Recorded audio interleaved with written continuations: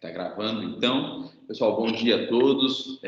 Muito obrigado aí pela presença de vocês. Agradeço, né, o companheirismo até de estar aqui numa manhã um pouco mais fria aí para a gente falar de direito empresarial, títulos de crédito. Olha só. Bom, pessoal, nós estamos corrigindo as nossas atividades bimestrais, né, que são bastante aí, né, foram 6 semanas de atividades postadas, né, e nós havíamos parado na terceira semana, referente aí o dia 30, do dia 30 do 3 a 3 do 4, mas depois veio o recesso e essas datas acabaram se perdendo aí, né, alterando aí. Mas vamos lá, pessoal, então, as atividades pertinentes, então, à nossa terceira semana. Olha lá, elas estão disponíveis todas no Google Classroom e também no AVA da Universidade Brasil. Então, quem quiser pegar aí para acompanhar com sua própria atividade, são as atividades tanto do Classroom quanto do AVA. Bom, e essa atividade da terceira semana, ela é referente à natureza dos títulos de crédito, né? Então, vamos lá, natureza dos títulos de crédito.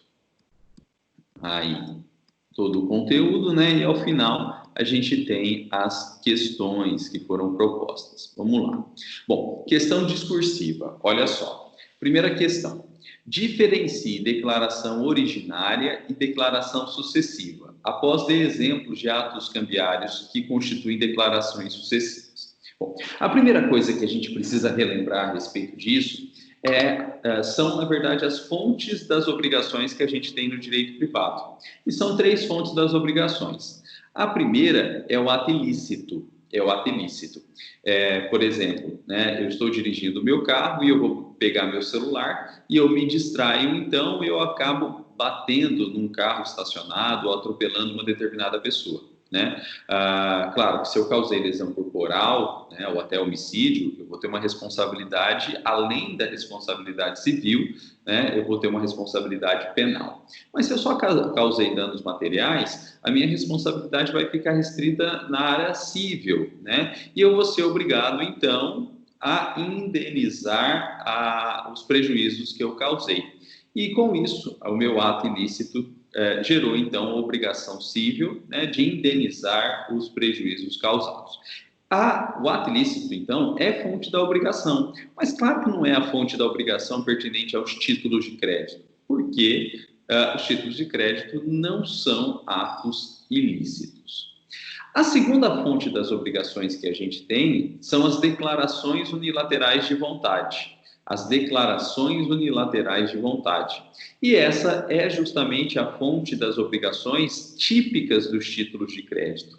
Porque o título de crédito, ele é assinado em regra pelo devedor, né? Ele é assinado em regra pelo devedor. E a assinatura desse devedor, então, gera a obrigação ao devedor dele pagar aquele crédito ao credor.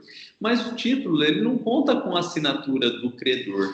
Por quê? Nós já vimos aí que, pelo princípio da cartularidade, o credor se torna credor não pela assinatura dele, mas sim pela posse dele daquele determinado título de crédito, né? Ele não precisa assinar, ele precisa possuir o título de crédito, né? Então, como o título de crédito, né, se aperfeiçoa com a assinatura e com a simples assinatura só do devedor, o título de crédito ele tem como fonte da obrigação a declaração unilateral de vontade. E agora, só a título de curiosidade, porque não gera efeitos na nossa matéria título de crédito, o direito privado tem uma terceira fonte das obrigações, que são os negócios jurídicos, dentre eles os contratos, que se caracterizam aí não mais pela declaração unilateral de vontade, mas sim por uma declaração bilateral ou até plurilateral de vontades, né?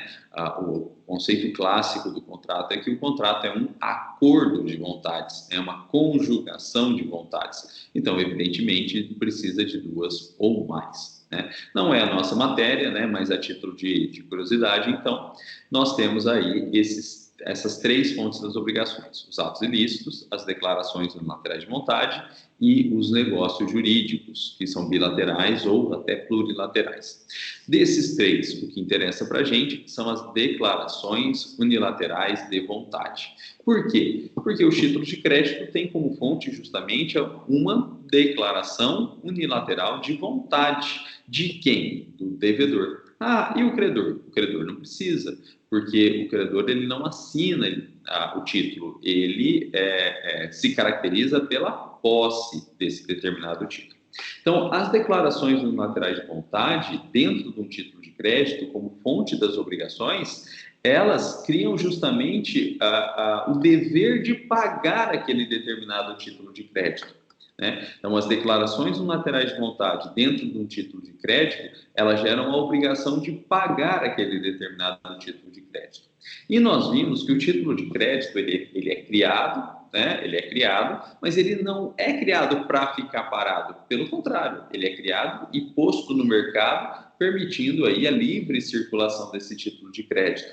E nessa vida do título de crédito, nessa cadeia de circulação do título de crédito, várias declarações de vontade vão sendo proferidas em seguida, né? Então, apesar do título se aperfeiçoar com uma declaração unilateral, né, não vai ter uma só, porque ao longo da vida do título de crédito a gente tem várias declarações unilaterais de vontade aí em sequência, né?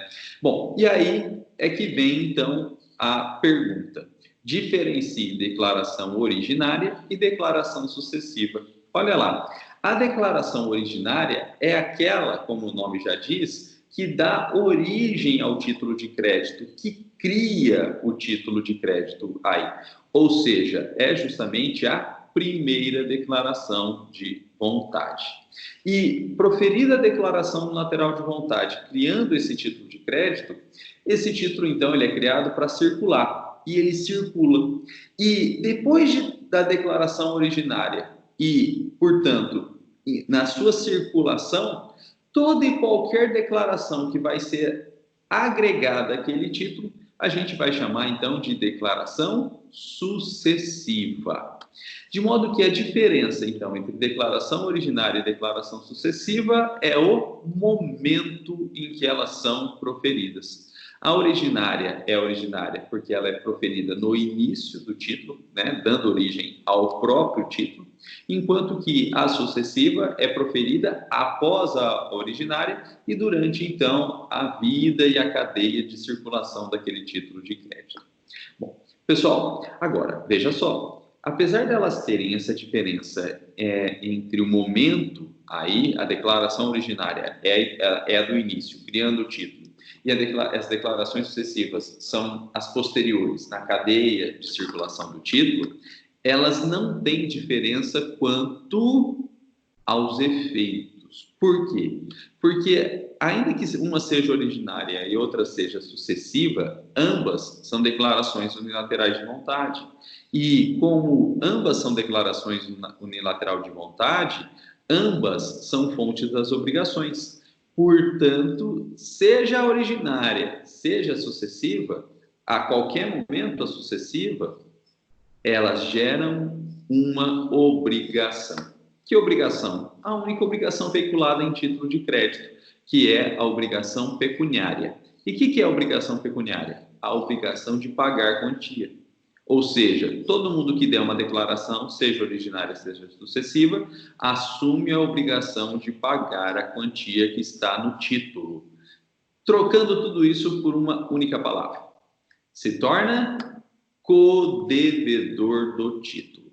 Todo mundo que der declaração, seja originária, seja sucessiva, se torna codevedor desse título. Bom, pessoal, e aí a gente precisa ver alguns exemplos. Olha lá, exemplo de declaração originária é a criação do próprio título, né? E a criação do título, ela recebe um nome, e tem que tomar cuidado com esse nome. Por quê? Porque ele é um nome técnico, só que a palavra é usada no dia a dia com um sentido um pouco diferente, né? O nome técnico da declaração originária é saque. O ato de criação do título, através da declaração original de vontade, criando o devedor, ou primeiro devedor, recebe o nome de saque. Então, tecnicamente, saque é o ato de criar o título. Saque não é, tecnicamente, como a gente usa no dia a dia, de ir lá no banco e passar o cartão e sacar dinheiro, né? Ir lá no banco, entregar um cheque para o caixa e pegar o dinheiro. Não, isso não é saque. Isso não é saque, né? O ato de levar um título ao banco, tecnicamente, é a apresentação do título. Por quê? Saque ocorreu muito antes. Saque é o ato de criação do título de crédito. Então, veja só, se eu vou no supermercado, faço uma compra e estou sem dinheiro lá, tiro uma folha de cheque do bolso, preencho, assino e entrego para o caixa do supermercado e o caixa permite que eu leve as mercadorias embora, nesse momento é que eu realizei o saque. Quando eu preenchi, assinei o cheque e entreguei a cártula de cheque para o caixa, o que tecnicamente a gente chama caixa do supermercado, o que tecnicamente a gente chama de tradição do título, entrega do título. Esse é o ato de saque, o preenchimento, a assinatura e a entrega do título para o credor. Esse é o ato de saque. E aí, quando o supermercado, então, estando de posse da cártula, resolve ir lá no banco e transformar aquele cheque em dinheiro, né? O supermercado, que é o credor, ele vai estar realizando não o saque, ele vai estar realizando a apresentação do título no banco, né? Quando a gente leva o cheque lá, nós credores, quando levamos o cheque ao banco, nós não fazemos saque, nós estamos fazendo a apresentação do título. Então, esse é o grande exemplo de declaração originária, o saque, que é o ato de criação do título, né? Preenchimento, assinatura e tradição desse título do devedor originário para o credor também originário aí, porque é o primeiro ato de vida, primeiro ato de circulação do título de crédito, né? E com isso, então, essa pessoa que realiza o saque, né? Preenchendo, assinando e realizando a tradição do título, que é a entrega do título, se torna devedor originário desse título de crédito aí. Bom, e portanto está perfeita e acabada a declaração originária. E aí o título, então, ele está na mão do credor e o credor, então, ele pode circular esse título, né?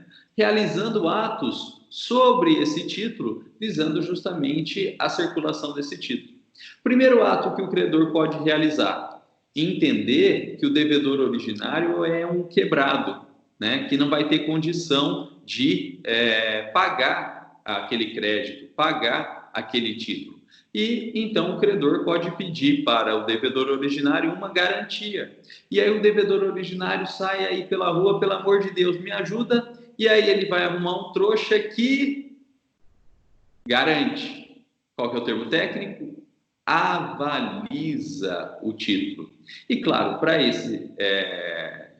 essa pessoa que quer avaliar o título, quer não, né? Está fazendo o favor aí de avaliar o título, né? Avalizar, desculpa, não avaliar. Avaliar é apurar valor. Avalizar é fazer aval, é fazer garantia. Então, essa pessoa que não quer, mas acaba fazendo um favor aí de avalizar o título, para que isso se consubstancie, né? Ela tem também que assinar o título. Então, o avalista, ele vai ter que assinar também o título. Mas o título já está criado. Então, ele está realizando uma declaração sucessiva. Um exemplo de declaração sucessiva é o aval, porque o avalista assina também o título, garantindo esse título. E ao assinar o título, ele dá uma declaração sucessiva, mas é uma declaração lateral de vontade, criando a obrigação de ele, coitado do avalista, pagar o título de crédito também. pagar o título de crédito também. Então, o aval, né, realizado pela assinatura do avalista, é um exemplo de declaração sucessiva.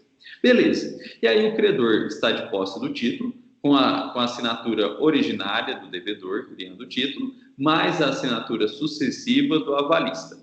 E ele pode cobrar o avalista? Pode. Ele pode cobrar o devedor originário? Pode. Mas ele opta em passar o título para frente. Ele pode fazer isso? Claro que pode, né? O título surgiu para circular. E para isso, então, ele, credor, vai ter que assinar o título, transferindo esse título para frente aí para um novo credor. E esse nome dessa assinatura para viabilizar a transferência do título de um credor para um novo credor recebe o nome técnico de endosso. Recebe o nome técnico de endosso. E como que o endosso é realizado? Com a assinatura do credor endossante, transferindo esse título para o novo credor endossatário, né? Então, o credor de posse assina, se tornando endossante, e transfere esse título para o novo credor, que é o endossatário. De modo que o endossante assina? Assina. O título já está criado? Já. Então, essa assinatura do credor endossante, ela é uma declaração sucessiva, né? O endosso, então, com a assinatura do endossante, também é uma declaração sucessiva. E aí, mesmo que seja sucessiva, porque o título já estava criado, é declaração. E se é declaração, é fonte da obrigação. E se é fonte da obrigação, esse credor endossante, que era credor, quando ele endossa o título, ele faz uma declaração, então ele assume a obrigação daquele título, significa dizer que ele passa a ser devedor do título. Ele passa a ser devedor do título. E transferindo esse título para o novo credor endossatário, o novo credor endossatário passa a estar na posse do título e, com isso, realmente passa a ser o novo credor. E aí ele vai resolver cobrar. Ele pode cobrar quem desse título de crédito? Todo mundo que assinou. Ele pode cobrar o devedor originário, que é quem criou o título, né? Tecnicamente fez o ato de saque? Pode. Ele pode cobrar o avalista, que entrou depois, fazendo uma declaração sucessiva, mas garantindo o título? Pode. E ele pode cobrar também o antigo credor endossante, que assinou o título a título de endosso, também fazendo uma declaração sucessiva, também se tornando devedor desse título de crédito, né? E nós vimos que, olha que interessante, né? Nós vimos que, respondendo questões da semana passada aí, que é possível, então, que o credor final que esteja na posse do título cobre qualquer devedor que esteja, então, na cadeia de circulação do título. O endossante, o avalista e o devedor originário. E nós vimos que, olha só, se o credor se o credor, possuidor do título, resolve cobrar quem está no meio da cadeia de circulação do título, por exemplo, o ex-credor endossante e o avalista, essas pessoas que cobradas pagarem o título ao credor, o credor recebe o dinheiro, mas é obrigado a entregar o título a esses credores que pagaram, como forma de quitação do título. E tendo cobrado quem está no meio da cadeia de circulação e quem está no meio recebendo o título, quem está no meio não vai rasgar o título, porque vai ter sempre o devedor originário para fins de cobrança, surgindo então o direito de regresso. Então, essas pessoas que estão no meio da cadeia de circulação, que podem sim ser cobradas, elas são chamadas de devedores indiretos. Elas são chamadas de devedores indiretos, porque elas estão no meio. E o que caracteriza elas estarem no meio é que quando elas pagam e recebem o título de novo, surge para elas o direito de regresso, no mínimo, contra o devedor originário, contra o devedor que fez a declaração originária do título aí. E esse termo indireto se refere, sim, né, porque eles estão no meio da cadeia de circulação do título. Mas também se refere ao fato de que, para cobrar esses devedores indiretos, não é possível realizar uma cobrança direta. É necessário praticar um ato cambiário intermediário, que é o protesto. Então, primeiro se protesta o devedor indireto para depois se cobrar o devedor indireto. Então, como há necessidade desse meio caminho, né, que é o protesto prévio, eles também são chamados de devedores indiretos, porque eles não podem ser cobrados diretamente. Eles devem ser cobrados primeiro através do protesto do título. Agora, se o credor originário quiser ignorar esses devedores sucessivos, que são os endossantes e os avalistas, e cobrar diretamente o devedor originário, ele pode? Pode. E o devedor originário, ele é chamado de devedor direto. Por quê? Porque ele é originário, de modo que quando ele paga, ele até pega o título de volta. Mas, como ele é originário, se ele olha para trás, ele não vê ninguém na cadeia de circulação, ele não vê ninguém atrás dele, de modo que não tem mais quem cobrar. Não surge direito de regresso. E esse então, o devedor originário do título, né? O devedor originário do título, como não tem ninguém atrás dele, não tem direito de regresso, e ele pode, então, ser cobrado diretamente. Não há necessidade de protesto. Não há necessidade de protesto. Então, com isso, a gente respondeu a questão, né? Vimos os exemplos aí e relacionamos a questão com algo que a gente já tinha comentado na aula passada. Os devedores que fazem declaração originária, em regra, são devedores diretos e não há necessidade de protesto. E os devedores que fazem declaração sucessiva, em regra, são devedores indiretos e a cobrança deles depende de prévio protesto, né? Bom, pessoal, com isso, então, terminamos essa questão discursiva. Alguém tem alguma dúvida? Alguém gostaria de fazer algum comentário? Fique à vontade pelo chat, pelo áudio, né? Liguem o microfone aí a hora que vocês quiserem, né? Agora, se não tiver, né, a gente vai seguindo porque a gente tem ainda bastante exercício pela frente, né? Mas vejam que eu dou uma paradinha aqui e fico aguardando a manifestação de vocês. Bom, pessoal, não havendo aí manifestação, mas me interrompam a hora que vocês quiserem, a gente dá sequência aí, estudando agora as questões de múltipla escolha. E as questões de múltipla escolha começam aí por essa do TJ de Santa Catarina de 2012, falando assim, são títulos de crédito, né? E aí a gente vai ter que analisar, então, alternativa por alternativa. Olha lá, alternativa A, aval, já está fora. O aval não é o título de crédito. O aval é uma declaração sucessiva em garantia. Esse é o conceito técnico de aval. Aval é uma declaração sucessiva em garantia. Então, a alternativa A está fora. A B, letra de câmbio, nota promissória, cheque duplicado. Perfeito, né? Esses são os títulos de crédito aí que eu costumo brincar que é o famoso quarteto fantástico, né? Quarteto fantástico. Letra de câmbio, nota promissória, cheque duplicado. Então, a alternativa B está correta. C, letra de câmbio, nota promissória, cheque, endosso. Endosso não é título de crédito.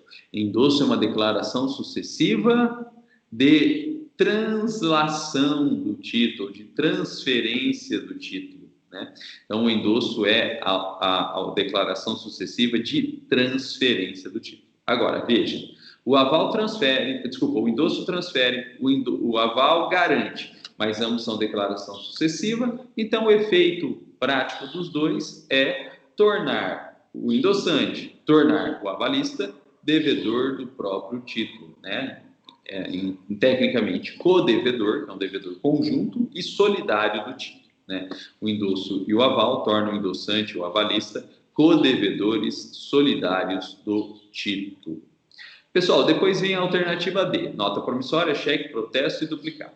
Pessoal, protesto não é título de crédito. Protesto é um ato cambiário que comprova a cobrança do título, sendo essencial para devedor indireto e sendo facultativo para devedor direto.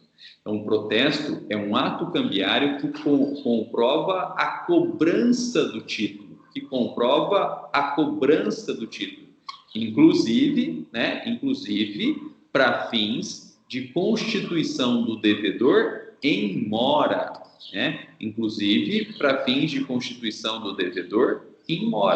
de modo que, feito o protesto, está aprovada a cobrança e, se o devedor não pagar, a partir desse protesto começa a correr aí os encargos moratórios, como correção monetária, né, como juros moratórios e até, se houver, né, juros remuneratórios aí, mas desde que haja previsão expressa no título a respeito de juros remuneratórios.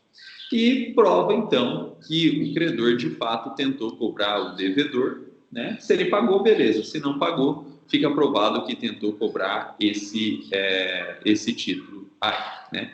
E esse protesto ele é obrigatório para cobrança de devedor indireto, que é quem faz declaração sucessiva, e ele é facultativo para cobrança de devedor direto, que é quem faz em regra, de declaração originária do título. Pessoal, e no fim aí, a alternativa E, nota promissória, cheque, letra de câmbio e fiança. Fiança também não é título de crédito, fiança é um contrato acessório. Olha as aulas aí de direito contratual, né?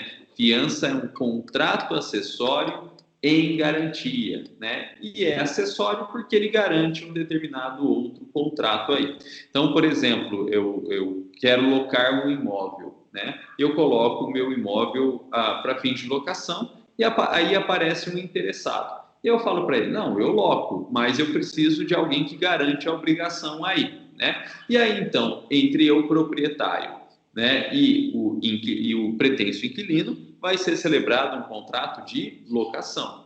E aí esse inquilino vai encontrar alguém que garante essa obrigação e essa pessoa, então, vai ser um interveniente naquele contrato de locação, mas, na verdade, celebrando um contrato autônomo, que é o contrato de fiança, né? Contrato de fiança. E existem diferenças aí entre a fiança, que é um contrato acessório, e o aval, que é uma garantia em títulos de crédito, né? Então, relembrem aí as aulas de direito contratual. Existem diferenças entre a fiança e o aval. Pessoal, a gente já falou aqui dessas diferenças ou não? Eu não me lembro se a gente comentou as diferenças entre fiança e aval. Mas se não, eu vou comentar rapidinho para ficar gravado aí. Olha lá. O aval é um ato cambiário, então ele só pode ser realizado em título de crédito. Não tem aval em contrato. Enquanto que a fiança é um contrato acessório e, portanto, só tem a fiança em contrato. Não tem aval em contrato e não tem fiança em título de crédito. Então, o aval é um ato cambiário, portanto, só ocorre em título de crédito, e a fiança é um contrato acessório e portanto, só ocorre em contratos. Segunda diferença, olha lá. O aval, ele gera obrigação solidária do devedor avalista. O aval, como tudo em título de crédito, ele gera obrigação solidária do devedor avalista. Enquanto que a fiança, em regra, não gera obrigação solidária. A fiança, em regra, ela não gera obrigação solidária, né? E terceira diferença. No aval, como a obrigação é solidária, não existe benefício de ordem. No aval, como a obrigação é solidária, não existe benefício de ordem. Pode cobrar qualquer um em qualquer ordem, né? E se cobrado primeiro o avalista não vai poder se defender alegando que deveria ter sido cobrado primeiro o avalizado, porque não existe benefício de ordem, pode ser cobrado em qualquer ordem. Enquanto que na fiança, em regra, existe benefício de ordem, né? Na fiança, em regra, existe benefício de ordem. Então, deve-se cobrar primeiro o afiançado para depois, e se não conseguir receber do afiançado, se cobrar o fiador. Na fiança existe benefício de ordem. Deve-se cobrar primeiro o afiançado, e se não conseguir receber, aí sim é que vai poder cobrar o fiador. Existe benefício de ordem. Tem uma ordem a ser seguida. Agora, pessoal, essa é a regra na fiança. Por quê? Porque normalmente os contratos de fiança eles trazem uma cláusula estipulando a solidariedade e renunciando o benefício de ordem, né? Então, se tiver, essa é a regra, mas se tiver uma cláusula aí, né, estipulando solidariedade entre o fiador e o afiançado e o fiador renunciando o benefício de ordem, aí na prática ou naquele contrato em específico, porque teve cláusula expressa de solidariedade e renúncia de benefício de ordem, a fiança se assemelha bastante ao aval quanto à solidariedade e ausência de benefício de ordem. Bom, pessoal, com isso nós terminamos essa questãozinha 2 aqui, né? Essa segunda questão que nós estamos analisando, e a resposta dela é a alternativa B de bola. Bom, pessoal, me interrompam aí a hora que vocês quiserem, fiquem à vontade. Se não, a gente vai seguindo aqui para ir ganhando tempo, porque tem bastante questão ainda para ver. Bom, e a gente precisa então analisar agora essa questãozinha aqui da Sesgran-Rio de 2018. Olha lá, em janeiro de 2018 foi emitido um título de crédito, omitindo o requisito legal que lhe tira ao escrito a sua validade como título de crédito. De acordo com o Código Civil de 2002, o negócio que lhe deu origem. Bom, pessoal, olha só. É importante que a gente analise quais são os requisitos formais de um título de crédito, né? Para responder essa questão, vamos relembrar aí quais são os requisitos formais do título de crédito. E eu me lembro que a gente chegou a esse ponto na turma da manhã, inclusive presencialmente, tá? Foi posto na lousa isso na turma da manhã. Na turma da noite a gente não conseguiu chegar a esse ponto ainda, né? Presencialmente, isso foi passado depois em aulas através do Classroom, através do Avo, né? Mas na turma da manhã foi possível chegar a esses requisitos de forma presencial. Quais são os requisitos formais de um título de crédito? Primeiro, qualificação do devedor, né? O primeiro requisito formal é a qualificação do devedor. Então, o nome dele, o RG, o CPF, o endereço, o telefone, o e-mail, né? E, na verdade, quanto mais completo for, melhor. Porque o título de crédito é uma obrigação quesível. Então, o credor que tem que ir atrás e localizar o devedor. Quanto mais informações o título trouxer para o credor, né, conseguir, então, localizar esse devedor, melhor, né? Então, qualificação do devedor, e quanto mais completa for, melhor. Além disso, claro, a assinatura do devedor. A assinatura do devedor. Não há necessidade de reconhecimento de firma, né? Formalmente não há necessidade de reconhecimento de firma. Porém, né, se possível, é melhor, né? Porque dá garantia ao título aí, né? Dá segurança ao título. Mas não há necessidade propriamente de reconhecimento de firma, formalmente. Mas se puder, né, melhor aí, né? Os cartórios de notas e registro civil e títulos e documentos agradecem aí. Bom, pessoal, além disso, olha só, precisa ter o nome do título. Então, se é uma letra de câmbio, tem que ter letra de câmbio escrita, literalmente, né? Se é uma duplicata, tem que ter duplicata escrito literalmente, ou pelo menos DM, né? Que significa duplicata mercantil. Se é uma nota promissória, tem que ter nota promissória escrita literalmente aí. E se é um cheque, tem que ter o termo cheque escrito literalmente. Então, tem que ter o nome do título. Além disso, tem que ter o valor. Tem que ter o valor. E esse valor, normalmente, é exigido que ele seja escrito, né, por extenso e também em número, né, cardinal. Por extenso e número cardinal.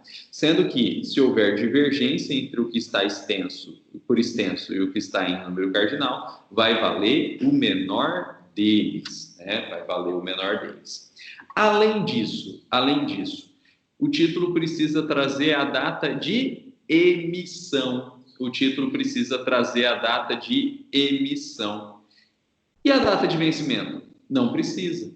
Por que não? Porque se não tiver a data de vencimento, aquele título é vencível à vista. Ou seja, ele já está vencido e, portanto, exigido desde a data de emissão do próprio título, né? Então, o que se exige é a data de emissão. Não precisa de data de vencimento, porque a ausência de data de vencimento pressupõe que o título é à vista e está vencido, na verdade, desde a data de emissão.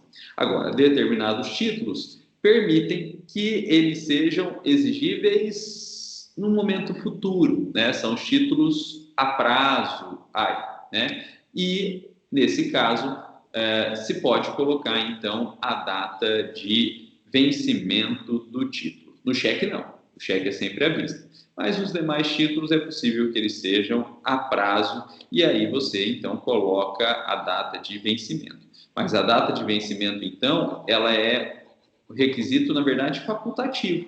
Porque não é obrigado a colocar. E se não colocar, o título é à vista. Mas pode colocar a data de vencimento, tornando aquele título de à vista que ele seja a prazo, exceto no cheque, né? Na letra de câmbio é possível, na duplicata mercantil é possível e na nota promissória também é possível esse título a prazo. Pessoal, e aproveitando esse momento, já que a gente está fazendo uma revisão, né? Existem dois tipos de títulos a prazo. Não sei se vocês se atentaram a isso, mas existem dois tipos de títulos a prazo. A gente tem o título a prazo propriamente dito, que é aquele que a gente está acostumado, né? No qual se coloca uma data futura de vencimento. Então, coloco lá, título vencível em, por exemplo, 25/12/2020. Esse é um título típico a prazo, em que se coloca uma data futura de vencimento, né? E isso é o que está todo mundo acostumado, né? Todo mundo provavelmente já viu se colocar no título uma data futura de vencimento, exceto no cheque, apesar de todo mundo fazer, mas exceto no cheque, porque o cheque é uma ordem de pagamento à vista, por expressa definição legal, e o que você colocar de data futura é tido como não escrito. É tido como não escrito. Agora, nos outros títulos, né, duplicata, letra de câmbio e principalmente na nota promissória, é extremamente comum colocar, então, a data futura de vencimento. Você está fazendo um título a prazo, propriamente dito. Mas existe uma segunda modalidade de título a prazo, com um nome um pouquinho diferente. É o título a prazo a certo termo de vista. Olha que nome diferente. Título a prazo, ou na verdade nem usa a expressão a prazo, já vai direto. Título a certo termo de vista. Título a certo termo de vista. Nesse título a certo termo de vista, que é bastante raro, ele não traz uma data futura, ele traz um prazo, ele traz um período de tempo,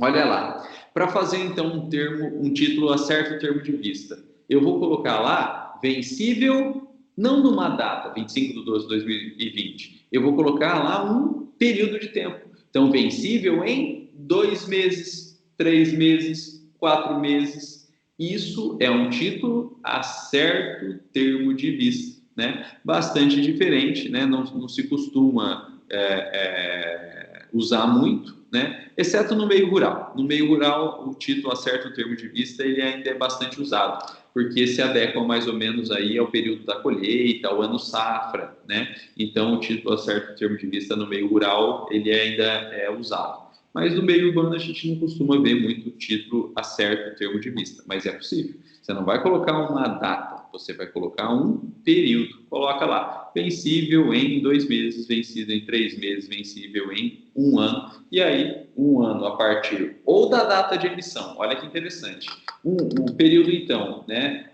Ou a partir da data de emissão, ou então a partir da data de apresentação, é que flui o prazo, então, para o vencimento. E aí você tem aquele período que o título ainda não está vencível, e, portanto, vencido e ainda não é exigível, e ao término daquele período o título se torna vencido e, portanto, exigível, e aí é possível fazer a cobrança, é possível fazer o protesto, é possível até mover ação de execução daquele título aí, né? Então, essas são as duas modalidades de título a prazo que a gente tem. Ou o título a prazo propriamente dito, que é aquele que traz uma data, ou o título, então, a certo termo de vista, que ele traz, então, um período, que ele traz um período muito comum, muito mais comum no meio rural aí. Bom, pessoal, mas voltando à nossa questão aqui. Então, a questão falou que o título foi emitido sem um desses requisitos, né? O título foi emitido, então, sem um desses requisitos obrigatórios. E, portanto, o título sem requisito obrigatório, que é esse que a gente comentou agora, não é título. Não é título. Pode ser papel, pode ser documento, mas não é título de crédito. Não vale como título de crédito. Não tem força de título de crédito, não tem força cambiária, principalmente. Não tem força executiva, não permite a execução daquele título, não permite a execução daquele título. Bom, isso é pacífico, isso não tem dúvida. O título que faltou requisito pode ser qualquer coisa na vida, mas não vai ser título. Não vai ter força de título, não vai ter força cambiária, não vai ter força executiva. Agora, a questão, olha só, ela está afirmando isso, mas ela está perguntando não sobre o título, ela está perguntando sobre o negócio subjacente que deu origem ao título. Vamos ler de novo? Olha lá. Em janeiro de 2018, foi emitido um título de crédito omitindo o requisito legal, e aí a questão afirma que lhe tira ao escrito a sua validade como título de crédito. Não é válido como título de crédito. Acabou, não é título. Pode ser qualquer coisa na vida, menos título. A questão afirmou isso. E aí ela continua. De acordo com o Código Civil, o negócio é o que lhe deu origem. Então, olha só. Houve a invalidade do título e a questão está perguntando sobre o negócio subjacente. O que a invalidade do título faz em relação ao negócio subjacente? Resposta: nada. Por que nada? Porque o título ele funciona com o princípio da abstração. Então veja, o título ele vai ter um negócio subjacente e o título ele vai ser criado em cima desse negócio subjacente. Mas uma vez criado o título e circulado esse título, ele se abstrai do negócio subjacente e ele passa a valer por si, autonomamente, independentemente. De modo que se o título for nulo, o título cai. E a questão já afirmou isso. Mas o que acontece com o negócio subjacente? Nada, porque o título já estava completamente abstraído, completamente independente do negócio subjacente. Então vamos ver. Alternativa A, será nulo. Não, o negócio subjacente não acontece nada. Poderá ser anulado, não acontece nada com ele. D, não será afetado pela invalidade do título de crédito. Esta é a resposta correta. O negócio, a invalidade do título em si, ainda mais por requisitos formais, não contamina o negócio subjacente, não interfere no negócio subjacente, não afeta o negócio subjacente. Decorrência lógica do princípio da abstração, né? A resposta dessa questão é uma decorrência lógica do princípio da abstração aí do título de crédito. Bom, pessoal, então resposta correta, resposta D de dado. Bastante resposta D, né? Bastante resposta D. Facilitei demais a vida de vocês, tá? Brincando. Pessoal, qualquer dúvida, né, qualquer manifestação, qualquer sugestão, qualquer discordância com o gabarito também, né? Fiquem à vontade, me interrompam aí a hora que vocês quiserem, seja por áudio, seja por chat, fiquem à vontade. Bom, mas vamos seguindo aí mais um pouquinho, e a gente tem a última questão aqui, que é uma questão de falso e verdadeiro. E ela está falando o seguinte, olha lá. A declaração sucessiva não gera qualquer efeito ao declarante. Falso, né? Todas as declarações, seja sucessiva, seja originária, ela gera efeito ao declarante. Que efeito? A declaração é fonte da obrigação. Então, ela gera obrigação para o declarante. E que obrigação? A obrigação típica do título de crédito, que é obrigação pecuniária, obrigação de pagar quantia. Então, a declaração sucessiva, ela gera efeito para o declarante, tornando o declarante codevedor solidário do título. A declaração sucessiva gera efeito para o declarante. Ela torna o declarante codevedor solidário do título. E exemplos, então, de declaração sucessiva: aval e endosso. E o avalista e o endossante se tornam, então, codevedores solidários do título. Quem estiver na posse do título, portanto, o real credor, ele vai poder olhar na cadeia de circulação e cobrar qualquer um deles. Vai poder cobrar o endossante? Vai. E vai ter que pagar? Vai. Vai poder cobrar o avalista? Vai. E ele vai ter que pagar? Vai. Vai poder cobrar quem cria o título? Ainda não vou usar o termo técnico. Quem cria o título? Sim. Né? Que é aquele que manifestou a declaração originária de vontade. Ele também. Pessoal, qual que é o termo técnico que eu ia usar? Né? Emitente ou sacador. Emitente ou sacador. Né? Quem cria o título está emitindo o título. E esse ato de criação do título, a gente já viu, chama saque. Então, ele é também chamado de sacador. Né? É o emitente ou sacador. É quem está criando esse título de crédito. Né, o emitente ou sacador. Ele dá, em regra, a declaração originária, criando o título de crédito, então ele também é um devedor solidário desse título de crédito. Pessoal, de modo que tanto a declaração originária quanto a declaração sucessiva, todas elas geram o mesmo efeito para quem deu a declaração, que é torná-lo devedor solidário do título.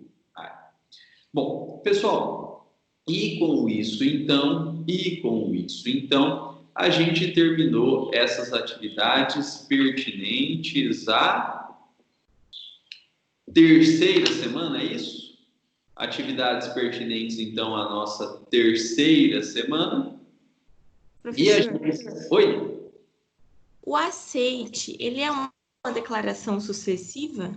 O aceite também. Eu só não falei agora porque a gente precisa primeiro relembrar a estrutura do título de crédito, né? E nos títulos de crédito sob ordem de pagamento, o aceite também é uma declaração sucessiva, né? Só que o aceite ele tem uma peculiaridade. Quando ele é manifestado, né, pelo sacado, ele torna o sacado devedor originário do título, né? Devedor direto do título.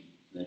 Então, o aceite tem todas essas peculiaridades. O aceite é uma declaração sucessiva quanto ao momento, porque o emitente e sacador cria a letra de câmbio, que é um título à ordem de pagamento, encaminha esse título para o tomador beneficiário, e aí o título fica de posse do tomador beneficiário, e o tomador beneficiário que vai procurar o sacado. Quando o tomador beneficiário procura o sacado, e esse título é apresentado ao sacado, o sacado pode aceitar o título.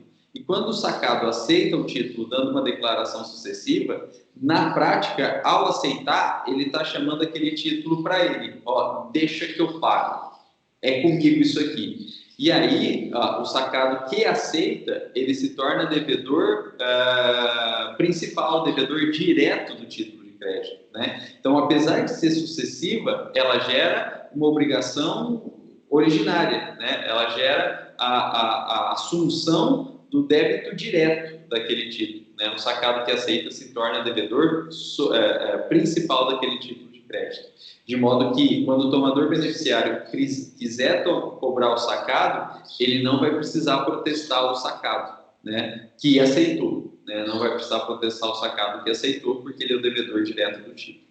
Agora, o sacado, né, numa letra de câmbio, por exemplo, ele procurado pelo tomador beneficiário, ele não é obrigado a aceitar, ele pode recusar.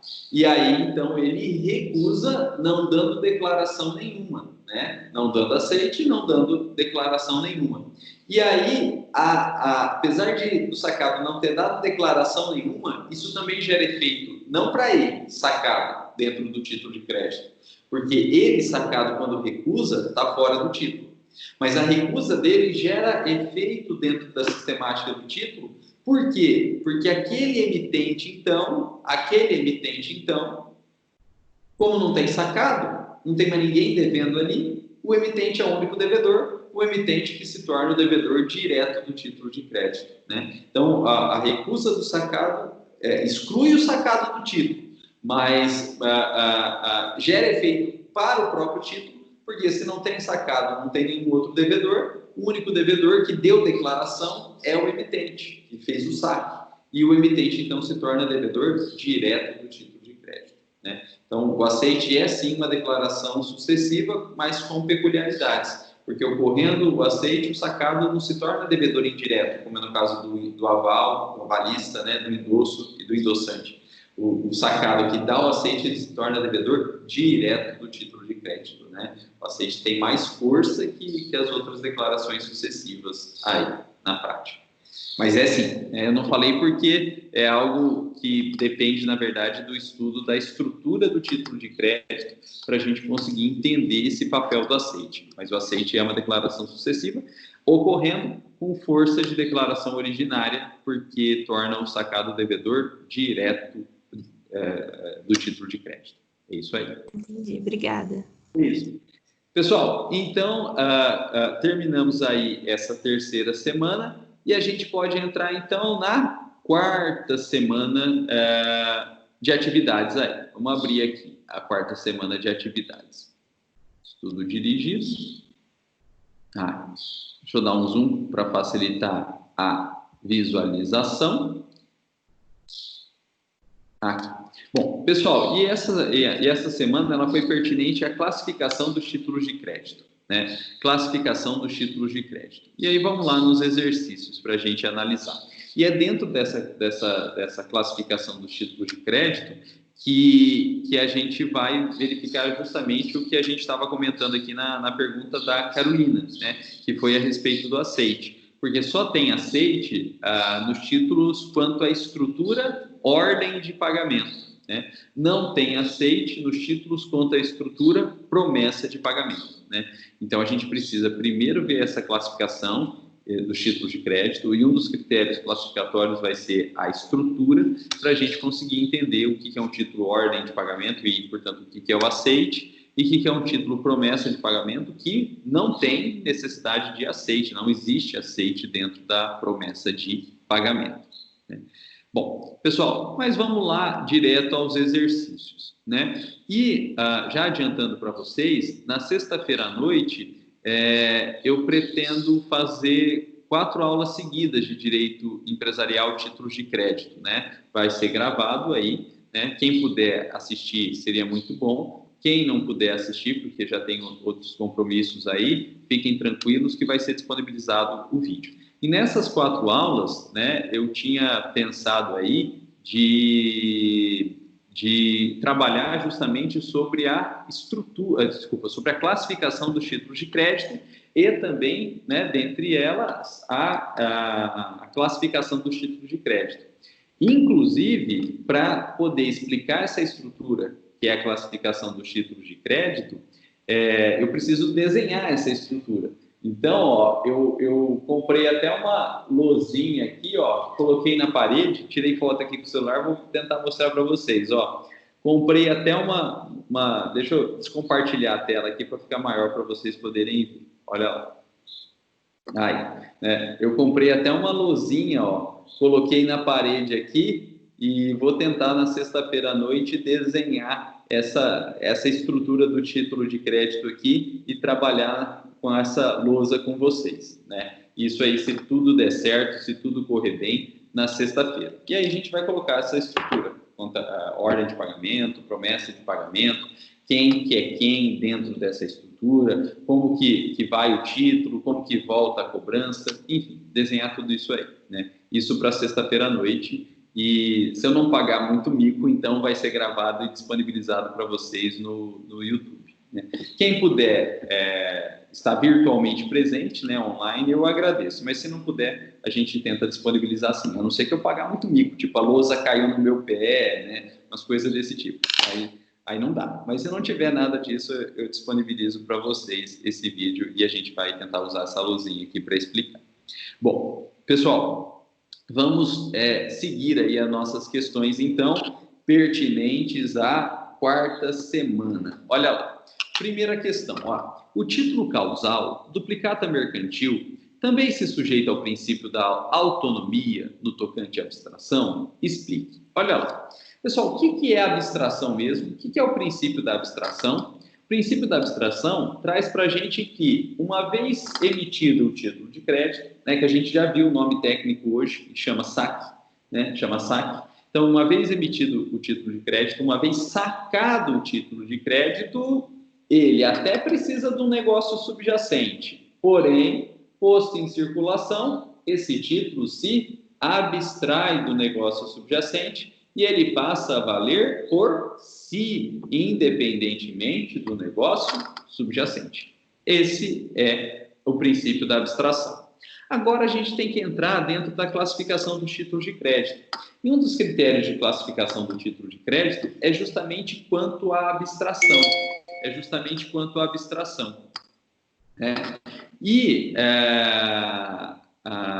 esse critério classificatório traz para a gente os títulos causais e os títulos não causais, né? Então, quanto à abstração ou quanto ao negócio subjacente, nós temos aí os títulos causais e os títulos não causais.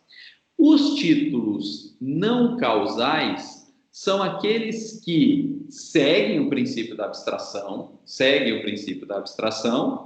e, olha só, exigem um negócio subjacente, mas qualquer negócio subjacente. Então, o título não causal é um título que segue o princípio da abstração, porque é princípio geral dos títulos de crédito, que precisa do negócio subjacente, porque todos precisam, mas não precisa ser um negócio em específico, pode ser qualquer negócio subjacente. E são títulos não causais a letra de câmbio, a nota promissória e o cheque.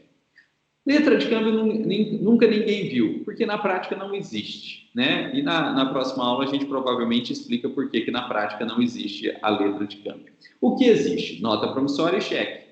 E a nota promissória e o cheque são títulos não causais, porque eles precisam sim do negócio subjacente, mas pode ser qualquer um deles, qualquer negócio subjacente. Então a gente pode usar nota promissória e cheque para tudo, né? A gente pode pagar a faculdade? Pode. A gente pode pagar o supermercado? Pode. A gente pode tomar dinheiro emprestado de um agiota e dar em garantia uma nota promissória e um cheque? Pode, né? E a gente pode, então, usar a nota promissória e o cheque para qualquer tipo de negócio. Ele é não causal, porque ele, apesar de ter um negócio subjacente, ele admite qualquer negócio subjacente. Precisa ter um, mas pode ser qualquer um que a gente pode se valer, então, dos títulos não causais, letra de câmbio, nota promissória e cheque. Pessoal, a gente faz isso com cheque, né? A gente paga qualquer coisa com cheque, né? Sem problema nenhum. Então, o título não causal. Agora, pessoal, dentro dessa classificação, então, quanto ao negócio subjacente, existe também, ao contrário, né? A contrário senso aí, os títulos causais. O título causal é título. Então, olha só, ele se submete sim ao princípio da abstração porque é título. Ele se submete sim ao princípio da abstração porque é título. Todo título se submete. Ele precisa de negócio subjacente porque, em regra, todo título de crédito precisa também, na origem, de um negócio subjacente. Mas ele, mais que isso, ele é causal. Então, na verdade, ele precisa de um negócio subjacente em específico. O título de crédito causal, ele precisa de um negócio subjacente em específico. De modo que ele não pode ser usado para todo e qualquer negócio. Ele precisa de um negócio específico. tem que ser aquele negócio, senão o título causal não é passível de emissão. E o único título causal que a gente tem é a duplicata mercantil. E ela é mercantil justamente porque ela é um título causal e ela precisa de um negócio específico, que é a compra e venda ou a prestação de serviços mercantis. Então, a duplicata mercantil é um título causal porque ela exige como negócio subjacente ou uma compra e venda ou uma prestação de serviço mercantil. E o que se entende por mercantil? Se entende entre duas empresas. Tem que ser entre duas empresas, né? Tem que ser entre duas empresas. Então, a galera fala muito aí que ela vai lá na Casas Pernambucanas, que ela vai nas Casas Bahia e nessas grandes lojas de varejo aí, né? E ela faz um crediário e as parcelas do crediário dela, ela assina duplicata. Assinei um monte de duplicata lá na Pernambucanas, assinei um monte de duplicata lá nas Casas Bahia. Você fez crediário, você assinou um monte de título, você se tornou devedor de um monte de coisa lá, mas você não assinou duplicata. Não é duplicata aqui. Por que não é duplicata? Porque duplicata é um título causal e, como título causal, ela exige uma compra e venda ou uma prestação de serviço mercantil. E mercantil é entre duas empresas. E lá estava o fornecedor, loja de varejo, e o consumidor, que não é empresa. Então, não há uma relação mercantil. O que existe ali é uma relação consumerista e não mercantil. E se não é mercantil, não pode ser duplicado. Então, o que é? A galera ali assina nota promissória, né? Aquilo tem natureza de título também, mas não é duplicata. Aquilo é nota promissória. Por quê? Porque a nota promissória é um título não causal e por isso ela pode ser emitida em qualquer negócio, inclusive crediário nas lojas de varejo, né? Então tomem cuidado, apesar da galera falar que assinou duplicata lá nas lojas de varejo, lá no crediário, não é duplicata, é nota promissória. É nota promissória. Porque a duplicata é um título causal e ela exige, então, como negócio subjacente, uma compra e venda, uma prestação de serviço mercantil, portanto, entre empresas. Agora, por exemplo, se eu sou uma oficina mecânica e preciso de uma determinada peça, aí ligo lá na montadora ou na fornecedora dessa peça e peço para me entregar a peça. Aí vem a peça e junto com a peça, a nota fiscal, uma cópia dessa nota fiscal, e eu assino a cópia dessa nota fiscal, que é a fatura, eu estou entre duas empresas, aquela fatura, a cópia daquela fatura, a duplicação daquela fatura é uma duplicata mercantil. E pode ser? Claro que pode, porque foi uma compra e venda entre duas empresas, né? A oficina vai pegar aquela peça e colocar dentro, então, da sua cadeia de produção e entregar depois para o dono do carro, que é o consumidor final. Mas a oficina, ela não é a consumidora final daquela peça, né? Ela se vale daquela peça na sua cadeia de produção, né? Então, na prática, são duas empresas mercantis, é uma compra e venda mercantil. É possível que se vale, então, da duplicata mercantil. Então, esse é o campo de atuação da duplicata.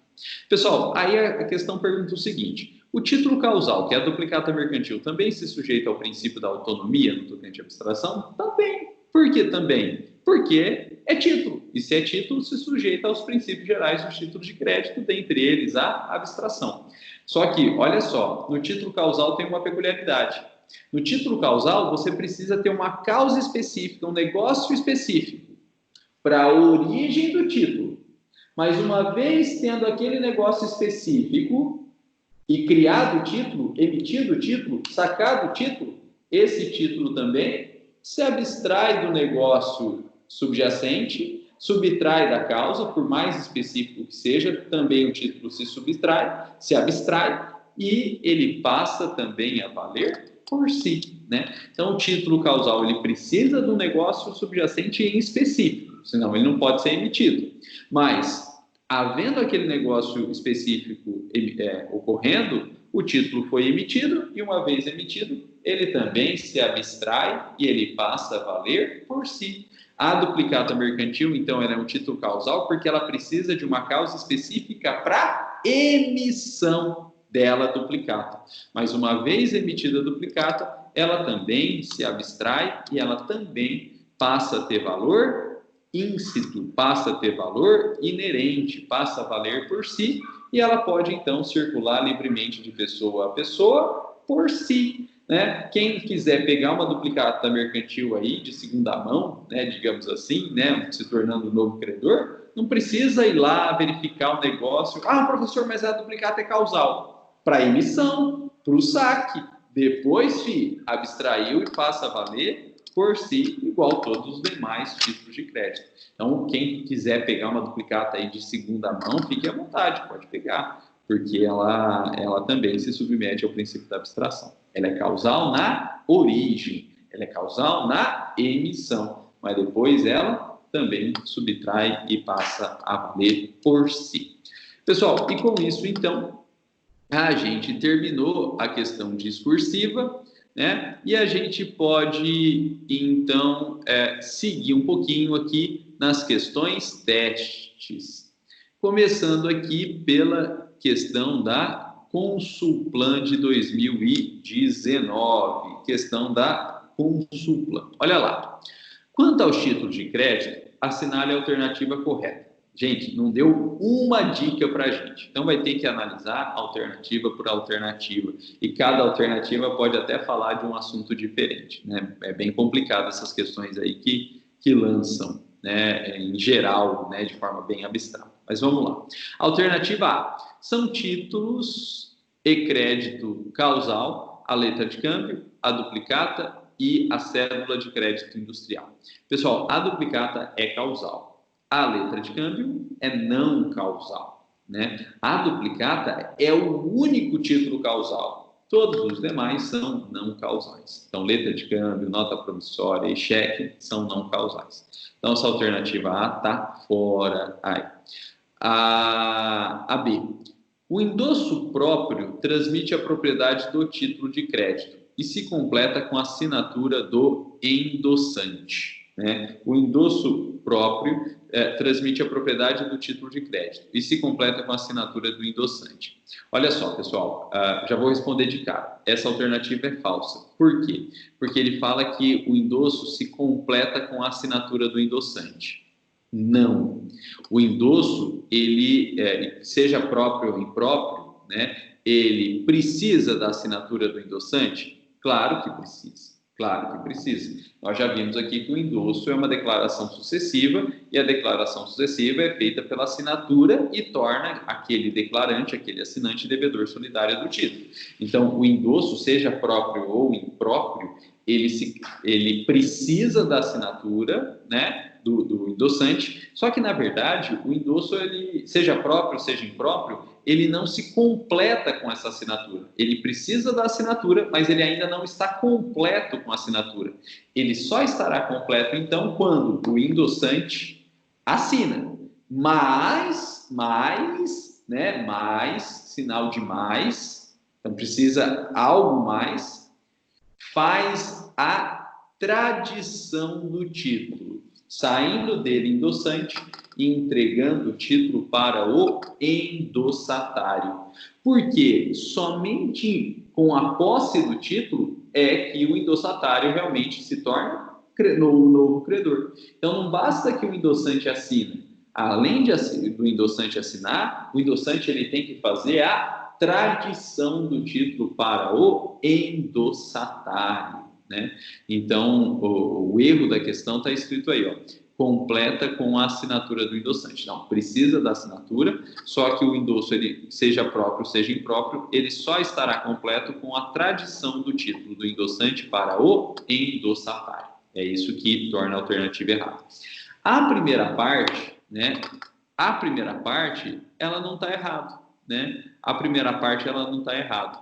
O endosso próprio realmente transmite a propriedade do título, né? E essa é a grande diferença. O endosso próprio, ele transmite a propriedade do título, então ele transfere o título e o crédito. Transfere tudo, né? Transfere tudo. Então, no endosso próprio, transfere-se o título e o crédito. Transfere tudo, toda a propriedade do título. E o endossatário, então, que recebe esse título a partir do endosso próprio, ele, de fato, se torna o novo credor do título, né? Então, o endossatário que recebe o título a partir do endosso próprio, ele, de fato, se torna credor daquele título de crédito, o novo credor daquele título de crédito. Enquanto que no endosso impróprio, e ele é chamado impróprio justamente por isso, não é bem assim, não. Não funciona nessa sistemática padrão aí. A coisa é meio diferentona, a coisa é meio imprópria, né? Por isso o nome de impróprio, né? No endosso impróprio não funciona bem assim. Por quê? Porque no endosso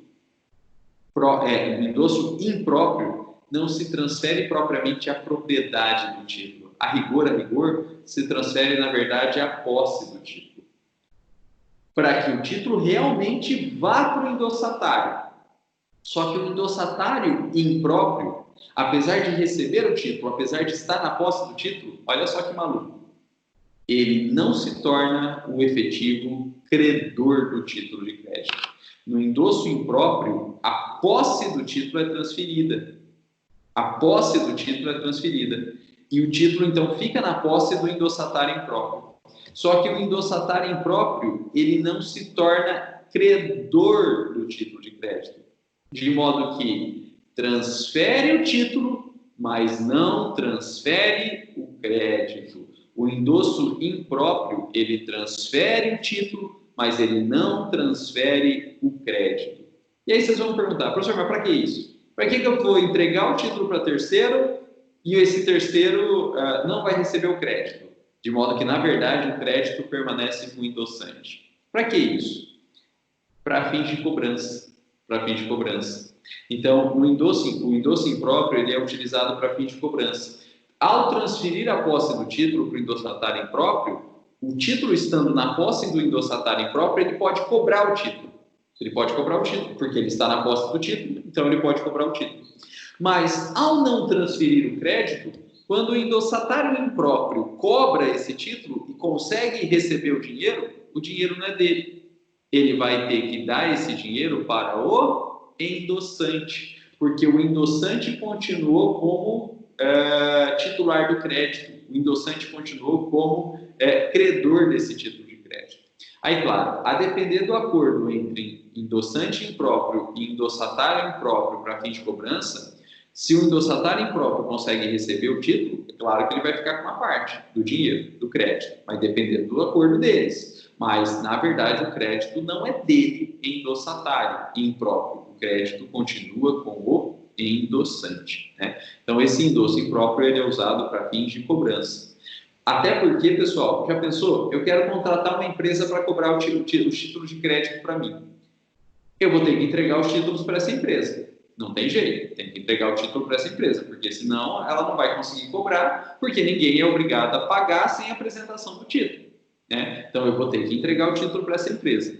Se eu entrego mediante endosso próprio, essa empresa cobra o título e fica tudo para ela, porque o endosso próprio transfere a propriedade do título, o título em si e também o crédito. E a empresa, então, que seria para mera cobrança, a partir do endosso próprio, se transformou em credora do título e ela está cobrando para ela, e vai ficar tudo para ela. Ela não é obrigada a dar nada para o endossante que, na verdade, contratou aquela empresa.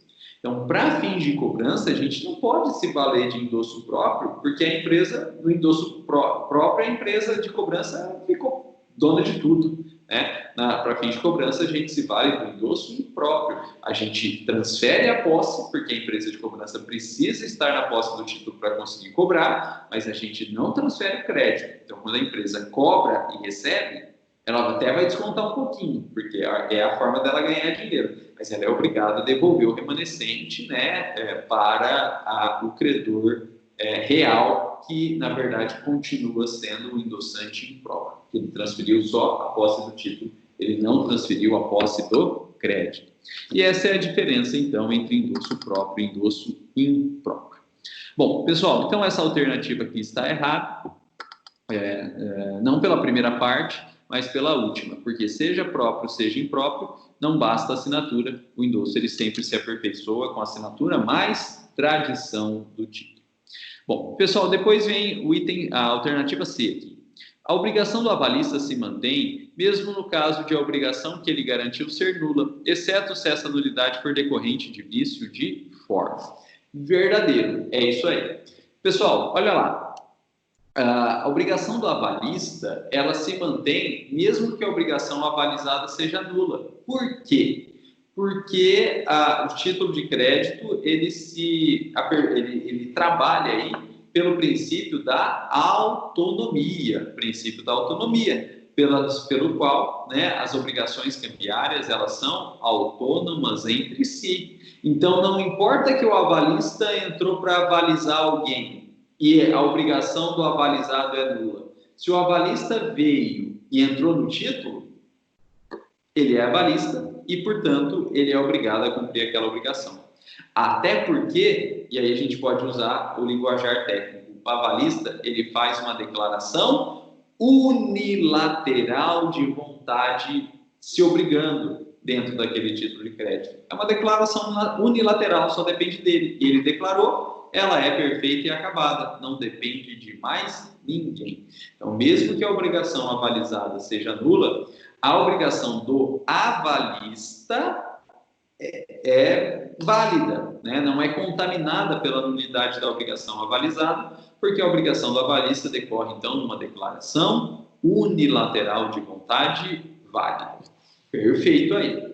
Aí, pessoal, vem a parte final e fala o seguinte: exceto se essa nulidade for decorrente de vício de forma. Verdadeiro também. O que é vício de forma? O avalista errou. Ele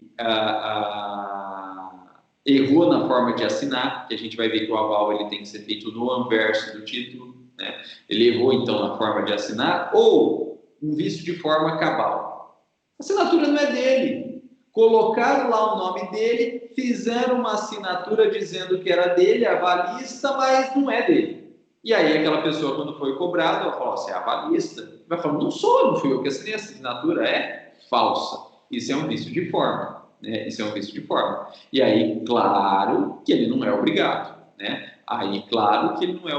Agora, veja só, não é porque a assinatura do avalizado está errada, é porque a própria assinatura dele está errada como vício de forma. E aí não subsiste, né? Não tem como assinatura ser falsa, ele está vinculado ao título.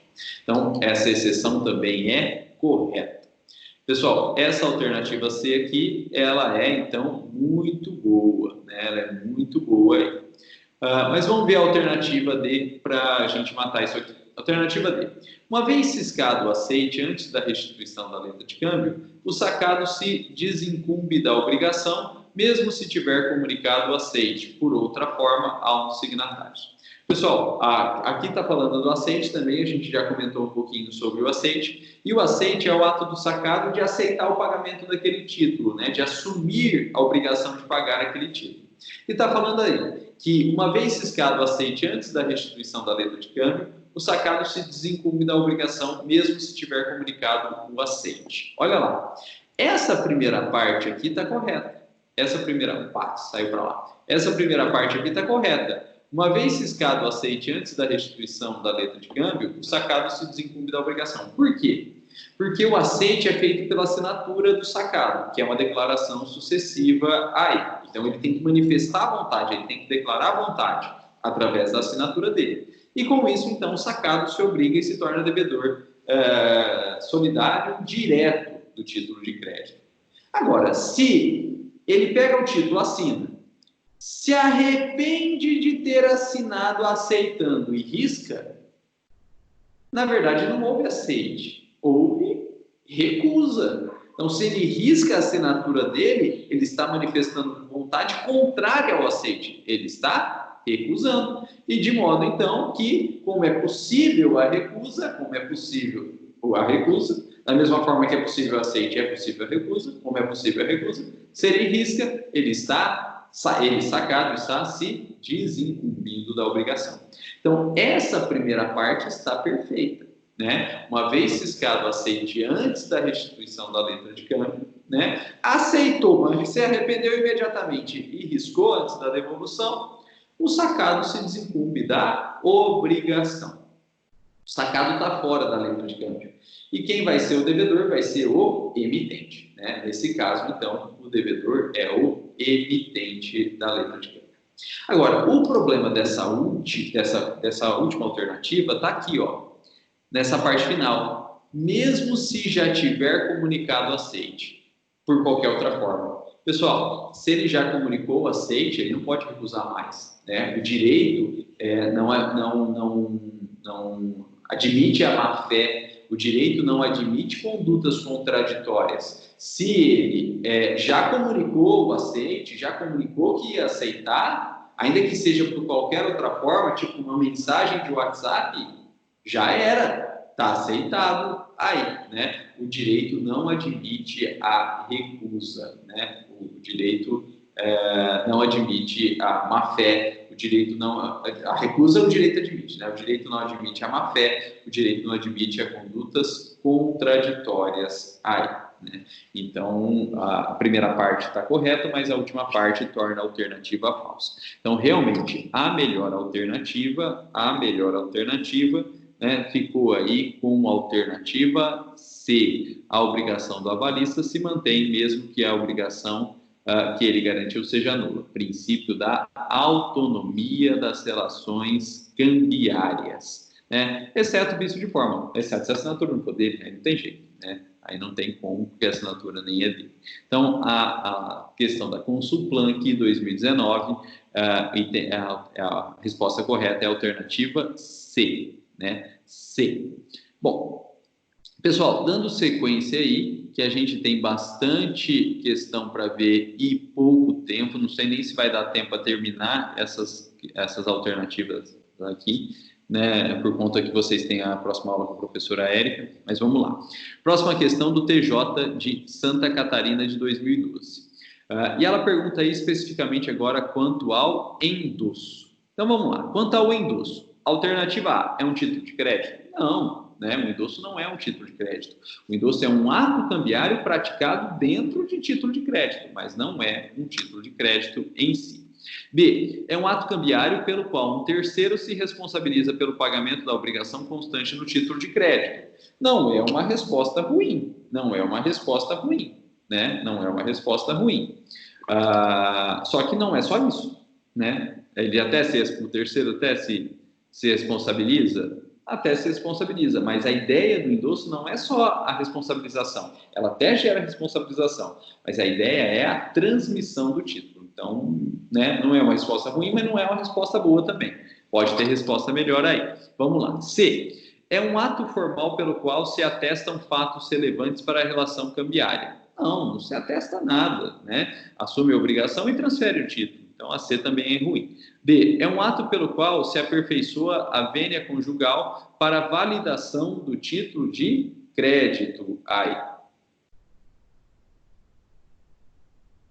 Não é vênia conjugal, né, que é a autorização do marido, da esposa, né, pode ser pelo endosso, mas não é também a ideia básica, mas vamos ver. Aí, é um ato cambiário mediante o qual o credor do título de crédito transmite seus direitos a outrem. Aí não tem dúvida, né? Aí é muito claro, né? O endosso é para isso mesmo. É um ato cambiário mediante o qual o credor do título de crédito transmite seus direitos a outrem. Aí não tem dúvida, né? Pessoal, veja que a B, ela tem uma semi-verdade aí, mas não é o objetivo do endosso. E a B pode até ser usado para isso, para a vênia conjugal, mas também não é o objetivo do endosso, né? Então, realmente, o melhor objetivo, né? A melhor alternativa, o que está mais adequado mesmo ao endosso, é a alternativa E aí, né? A alternativa E, que é o ato cambiário mediante o qual o credor do título de crédito transmite seus direitos a outrem. Aqui não tem dúvida, é realmente a função do endosso. Então, essa é a melhor alternativa. né? TJ de Santa Catarina, 2012, alternativa E. E depois a gente tem uma outra questão aqui, do TJ de Santa Catarina, também de 2012, bem mais geral, falando aí a respeito dos títulos de crédito em geral. Vamos lá. Alternativa A. A omissão de qualquer requisito legal que tire ao escrito a sua validade como título de crédito implica a invalidade do negócio subjacente. Falso, né? A gente já viu aqui que a invalidade do título não contamina o negócio subjacente por conta do princípio da abstração. A invalidade do negócio subjacente não contamina, a invalidade do título não contamina o negócio subjacente por conta do princípio da abstração. Então, essa está fora. A B. Título de crédito é o documento necessário ao exercício do direito literal e autônomo nele contido, desde que preencha os requisitos da lei. Boa! Essa alternativa é muito boa. Por que, pessoal, essa alternativa é muito boa? Porque é a própria definição do artigo 883, né, do Código Civil. É a própria definição do artigo 883 do Código Civil. Então, essa alternativa é muito boa, provavelmente é a correta, mas vamos continuar. C. É a prazo a apresentação o título de crédito que não contém indicação do vencimento. Pessoal, se o título não traz indicação do vencimento, não traz data de vencimento, ele não é a prazo, ele é à vista. O título que não traz indicação de vencimento é à vista, não é a prazo. Então, essa está fora. A D. O título de crédito pode ser reivindicado do portador que o adquiriu de boa fé e na conformidade das normas que disciplinam a sua circulação. Pessoal, reivindicar é pegar de volta. Então, está falando que o título de crédito pode ser pego de volta, tirado das mãos do portador que adquiriu de boa fé. Se o portador adquiriu de boa fé, ele está de boa fé, ele é o credor do título. Você não pode tirar dele, né? Senão, na verdade, o título de crédito não teria condição nem de circulação. Se você pudesse arrancar o título de quem porta de boa fé, ninguém ia querer pegar o título porque poderia a qualquer momento perder esse título, né? E perder o crédito. Então, isso não faz sentido nenhum. Se o portador está de boa fé, é ele o credor. Então, você não pode arrancar o título da mão dele, você não pode reivindicar, pegar de volta o título da mão dele. A alternativa falsa aí. O pagamento do título de crédito que contém obrigação de pagar soma determinada não pode ser garantido por aval. Pessoal, o aval é a garantia dentro de título de crédito para qualquer título, e todo título tem obrigação determinada, obrigação pecuniária determinada, né? Então, está falando que não pode aval? Claro que pode, é o objeto do aval, é para isso que serve o aval, né? Então, realmente, essa questão também é falsa. E aí, né, a melhor alternativa é a alternativa B, né? A melhor alternativa é a alternativa B, presente aí no artigo 883 do Código Civil de 2002, né? A alternativa B. Pessoal, e para a gente terminar essa quinta ou quarta semana, para a gente terminar essa quarta semana, uma questãozinha de falso e verdadeiro. Olha lá, questãozinha de falso e verdadeiro. Está escrito assim: que um título ao portador somente circula através de endosso próprio, inadmitindo o endosso impróprio. Gente, olha só, título ao portador, ele circula sem endosso, nem próprio nem impróprio. Se ele é ao portador, ele não precisa de endosso para circular. O título ao portador, na verdade, ele circula por simples tradição. Título ao portador, ele circula por simples tradição. Não precisa de endosso, nem próprio, nem impróprio. Pessoal, o título ao portador, ele é chamado ao portador porque todo mundo que portar, qualquer pessoa que estiver de posse do título, é acreedora, independentemente de qualquer outra situação. Então, se eu estou de posse do título, eu sou credor, independentemente de qualquer outra situação. E, portanto, se eu quiser circular esse título transferindo para outrem, basta que o título saia da minha posse e vá para a posse desse outrem, para a posse desse terceiro, realizando então a transmissão e a tradição. E como ele é um título ao portador, esse terceiro, passando a ser portador do título, passando a estar na posse do título, ele automaticamente se torna o credor desse título de crédito, né? O título ao portador, então, né, ele acaba tendo uma circulação extremamente facilitada, né? Por quê? Porque ele se transfere pela mera tradição. E todo mundo que for portador se torna credor daquele título de crédito, independentemente de qualquer outra situação. E aí vocês vão perguntar, professor, como que eu faço um título ao portador? Simples. Não identifica o beneficiário, não coloca o nome do beneficiário. E se você não colocar o nome do beneficiário, portanto é um título que não traz o nome do beneficiário, quem será beneficiário? Qualquer pessoa que portar o título. Então, não há necessidade de circulação por meio de endosso. O título ao portador, por não identificar o beneficiário, todo mundo que portar se torna credor, ele circula pela mera tradição do título. E, para diferenciar esse título ao portador dos demais títulos que precisam de endosso, como a característica do título ao portador é não trazer o nome do beneficiário, e para fazer um título que não seja, então, ao portador, você precisa colocar o nome do beneficiário. Para diferenciar, os títulos, então, que trazem o nome do beneficiário, que não são título ao portador, portanto, são chamados de títulos nominativos. E aí sim, esses títulos nominativos, eles trazem o nome do beneficiário. E aí, para que esse título circule, esse beneficiário precisa assinar autorizando o terceiro a receber. E essa assinatura do beneficiário autorizando o terceiro a receber, que a gente dá o nome de endosso.